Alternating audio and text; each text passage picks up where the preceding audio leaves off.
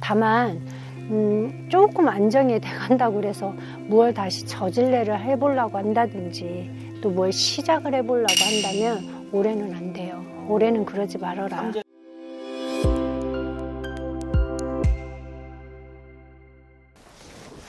안녕하십니까, 백미암입니다. 자, 이번 시간에 이제 쥐띠분들의 또 7월달, 8월달 월별 운세를 선생님과 또 한번 알아볼게요. 네. 쥐띠분들 7, 8월 여름에 운세를 한번 알아볼게요. 쥐띠분들이 이제 나가는 삼재잖아요. 맞습니다.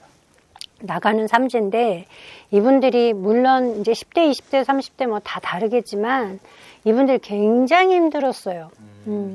특히 그 쥐띠의 그 1, 20대, 10대, 20대, 뭐 20대나 30대 요 초반, 40대 초반도 그렇고 정말 힘들었다 소리 많이 나왔었거든요.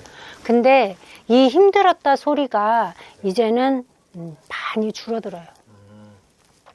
점차 안정기가 들어왔다. 이제 7, 8월이라는 계절에 들어오면서 이분들이 조금 꺾였습니다. 그 꺾였다는 운세는 요동치던, 예를 들어서 금전이 막 새나가고 뭐 나갈 일이 많았고, 흔한 말로 뭐 아니면 정리할 게 너무 많았고 저질러 놓은 게 너무 많았고 그랬다면 이게 이제 조금씩 하나씩 정리가 돼가고 요동치던 게 이제 차분해지는, 뭔가가, 우리가 왜 파도도 성남 파도도 잡아먹을 듯이 막 쓰나미가 이렇게 오고 나면 끝나고 나면 얼마나 고요해요. 내가 언제 그랬냐는 듯이 그 잡아먹을 듯한 그 파도가 언제 그랬냐는 듯이 고요해지잖아요. 쥐띠분들이 이 성남 파도가 고요해집니다.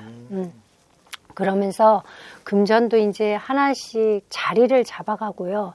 어떠한 것들이 모든 게 안정이 돼간다. 내 앉아있는 자리도 조금은 안정이 돼가고, 예를 들어서 작년 하반기나 올 초반에 많이 뭐 이동수가 뭐 잦았었다든지 옮기는 게 많았었다든지 아니면 한 자리에서 굉장히 힘이 들어서 이러지도 저러지도 못했었다면 그러한 것들도 안정이 돼간다라고 보면 돼요.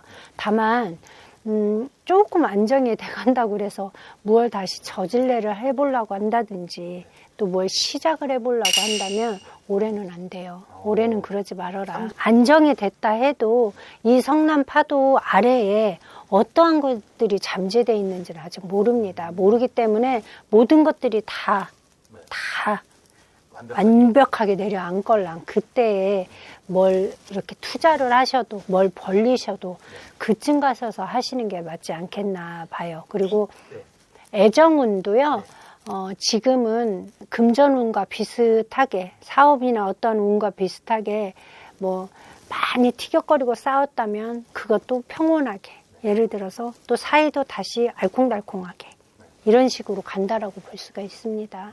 물론 이거는 지극히 저의 생각이고 나이대별로 달라요. 뭐 예를 들어서 20대 쥐띠분들이나 50대 쥐띠분들은 운세는 다릅니다. 다르지만 총체적인 부분을 말씀드리니까 감안하셔서 영상을 보셨으면 좋겠고요. 또 애정운도 마찬가지입니다.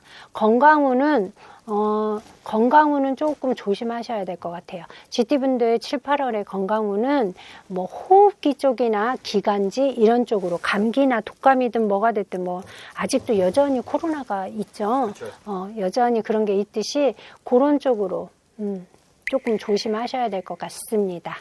이제 파도 얘기를 해서 제가 잠깐 마지막으로 하나 여쭈고 싶은 게, 쥐띠분들 어찌됐든 올해가 이제 마지막 나가는 삼재인 거잖아요. 네. 그러면 2024년도 12월 30일이 끝나면은 삼재에서 벗어나요? 아니요. 삼재에서 완전히 끝났다고 볼 수는 없죠.